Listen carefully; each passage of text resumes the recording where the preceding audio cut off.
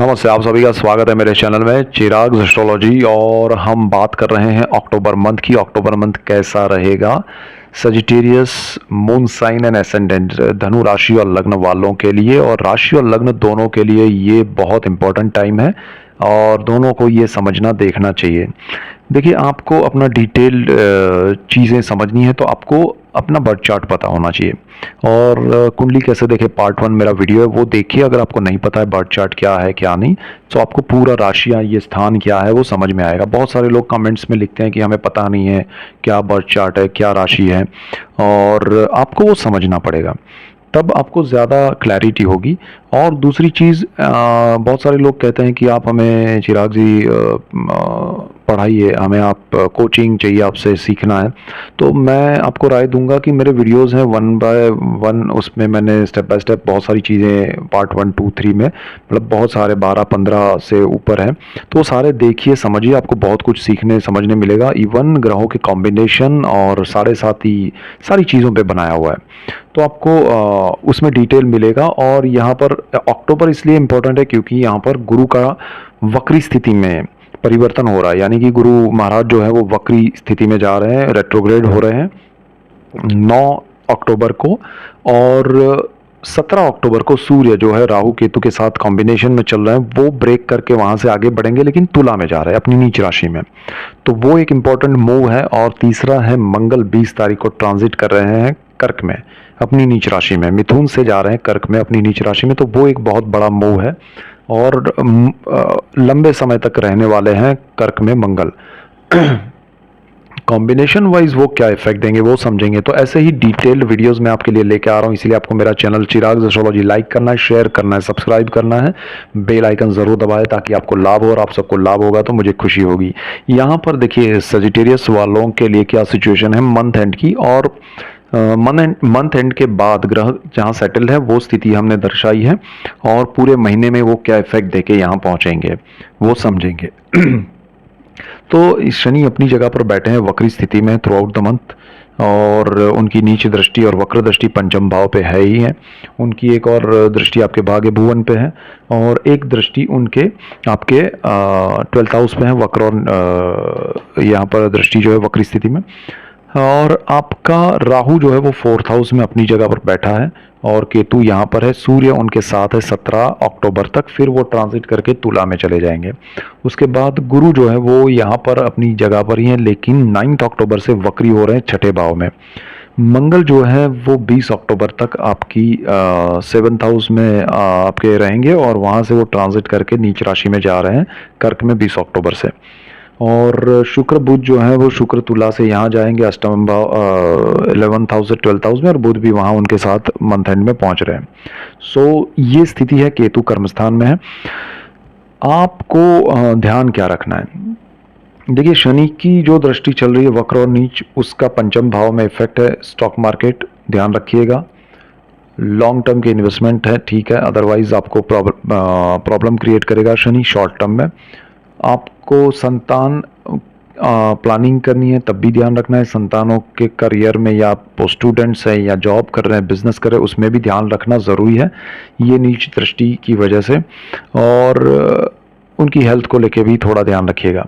लेकिन आपका शनि जो है बाकी सब स्थान पे जो दृष्टि कर रहा है वो ठीक है, उसमें कोई नेगेटिविटी नहीं है। आपके भाग्य भुवन पे है, सूर्य के घर पे है, तो वो थोड़ा ध्यान शनि की वजह से नहीं रखना है, सूर्य की वजह से, क्योंकि भाग्य भुवन का मालिक राहु के साथ ग्रहण योग में चल रहा है, और फिर वो नीच राशि में चला जाएगा।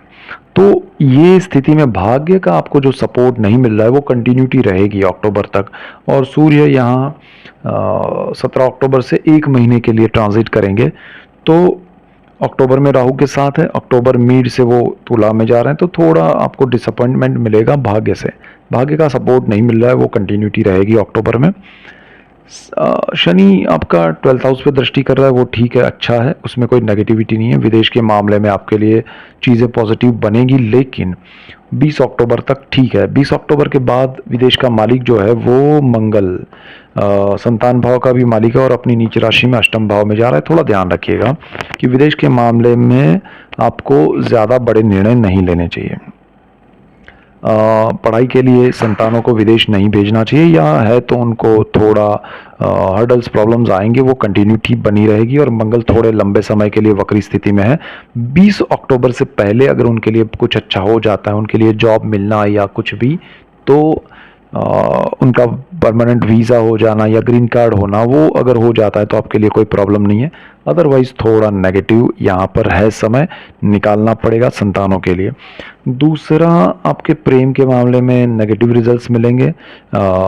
ये शनि की वक्र और नीच दृष्टि, और साथ में 20 अक्टूबर के बाद मंगल नीच राशि में जाना उस स्थान का मालिक होकर, तो वो एक ध्यान रखना है कि उसमें आपका 20 अक्टूबर से पहले अगर रिलेशनशिप है वो ब्रेक उसके बाद ना हो जाए। शादी में कन्वर्ट हो जाएगा तो ठीक है, अदरवाइज़ वो परमानेंट ब्रेक भी हो सकता है, या फिर आपको उसमें थोड़े हर्डल्स प्रॉब्लम्स या डिस्टेंस आएगा, तो वो पॉसिबिलिटी है। शुक्र बुध यहाँ अच्छी स्थिति में है, 11th हाउस का मालिक होकर शुक्र 12th हाउस में बैठा है, तो सोर्स ऑफ इनकम आपका बढ़ सकता है, उसमें कोई प्रॉब्लम नहीं है। केतु यहाँ पर है, सूर्य वहाँ पर है 17 अक्टूबर तक, तो जो इनकम के सोर्सेस में प्रॉब्लम्स चल रहे हैं वो थोड़े कम हो जाएंगे, ठीक है। लेकिन इनकम आपकी बढ़ने के चांस नहीं है, because Surya again source of income में जा रहा है, तो थोड़ा आपको उसमें लगेगा कि जो बेनिफिट होना चाहिए वो नहीं मिल रहा है। हाँ, ये हो सकता है कि वो बेनिफिट रुका रहे आपको।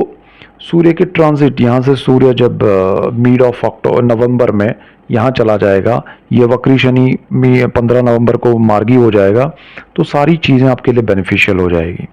और सबसे अच्छी बात क्या है कि ये सूर्य की हमने बात की, अभी गुरु की बात करते हैं। गुरु आपके लिए बहुत पॉजिटिव है।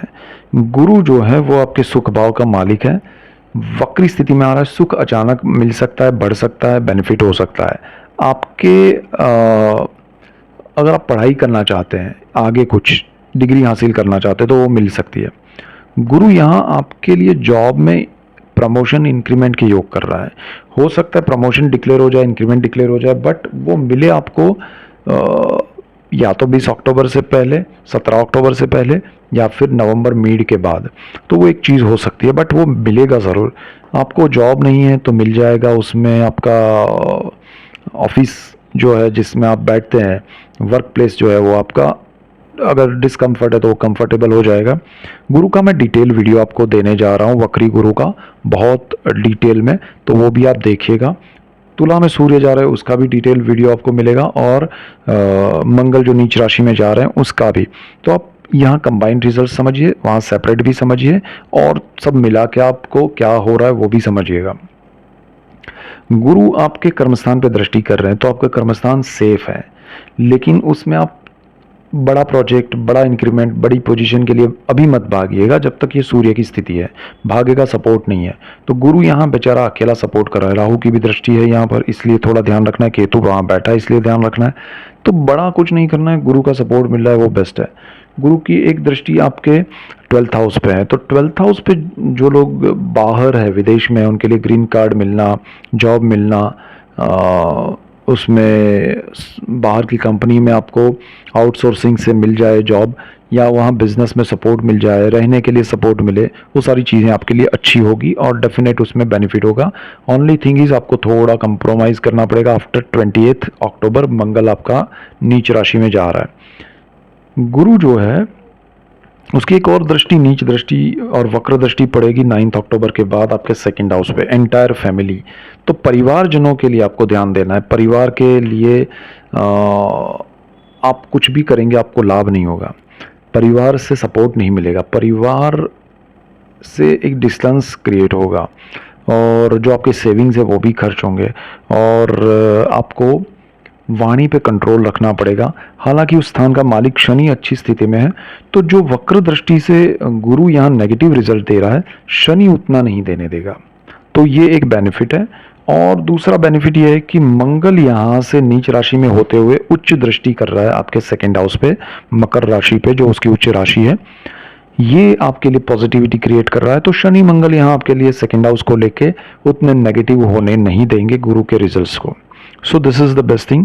सूर्य यहाँ, अच्छा एक चीज़ और है, सूर्य तुला में जा रहे हैं, आपके लिए थोड़ा नेगेटिव है, लेकिन सूर्य की दृष्टि जो है एक महीने के लिए 17 अक्टूबर से एक महीना यहाँ दृष्टि करेंगे पंचम भाव पे, जो आपके लिए प्रॉब्लम जो चल रहा है, आपके लिए जो नेगेटिविटी चल रही है, उस पे सूर्य की ये दृष्टि आपको लाभ देगी। सूर्य की उच्च दृष्टि है तो आपके संतानों के लिए सडन बेनिफिट हो जाना, सडन उनको कोई प्रॉब्लम है तो सॉल्यूशन मिल जाना, उनकी पढ़ाई में अचानक से अच्छे रिजल्ट मिल जाना, उनको जॉब मिल जाना, उनको बिजनेस मिल जाना। अचानक से वो एक महीने में 17 अक्टूबर से 17 नवंबर तक आपके लिए वो एक सूर्य का पॉजिटिव रिजल्ट आपके संतानों के लिए बहुत अच्छा रहेगा। सो ये आपके लिए बहुत सही समय है उस मामले में।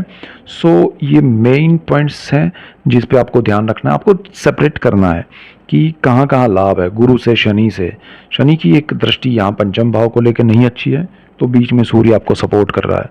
बाकी कर्मस्थान और सब चीज़ों को, अच्छा मंगल आपके पैतृक स्थान में जा रहा है, तो पितरों से आपको जो लाभ होना चाहिए वो शायद ना मिले, डिस्प्यूट्स क्रिएट हो, और उसमें ज़रा आप ध्यान रखिएगा। ये मंगल है, डिस्ट्रॉय कर देगा रिलेशन, परमानेंट एक डिस्टेंस हो जाता है कि भाई ये रिलेशन ख़त्म, तो वो हो सकता है यहाँ पर। और ये गुप्त धन, गुप्त विद्याएं, गुप्त रोग का स्थान है। मंगल वहाँ 20 अक्टूबर को नीच राशि में आ रहा है। गुप्त विद्या से आपको लाभ नहीं होगा, गुप्त रोग में आपको ध्यान देना पड़ेगा, बहुत ही आपको ओपिनियन लेके उसका इलाज करवाना ज़रूरी होगा। और गुप्त धन के पीछे मत भागिएगा, आपको कोई लाभ नहीं है, उसके लिए आपको लॉसेस क्रिएट होंगे, जो है वो भी गंवाना पड़े, ऐसा हो सकता है। सुख भाव में राहु बैठा है, घर को लेके, प्रॉपर्टी को लेके, लैंड या व्हीकल को लेके, माता को लेके कोई बड़े निर्णय लेने से पहले सोचें, ज़रूरत ना हो तो निर्णय ना लें। बाकी कोई मेजर प्रॉब्लम नहीं है, अच्छा है। सो ये डिटेल वीडियोस मैं आपके लिए लेके आ रहा हूँ, इसलिए आपको मेरा चैनल चिराग एस्ट्रोलॉजी लाइक, शेयर, सब्सक्राइब करना है, बेल आइकन ज़रूर दबाएं ताकि आपको लाभ हो, और आप सबको लाभ होगा तो मुझे खुशी होगी। So that's it for today, keep watching Chirag astrology. Thank you for watching, God bless you and goodbye, thank you.